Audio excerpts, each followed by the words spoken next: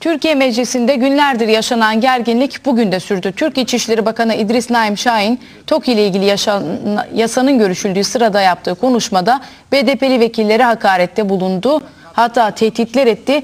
BDP milletvekili Özdal Üçer'i "sen görürsün seni halledeceğim" şeklinde tehdit eden Şahin bununla da yetinmedi.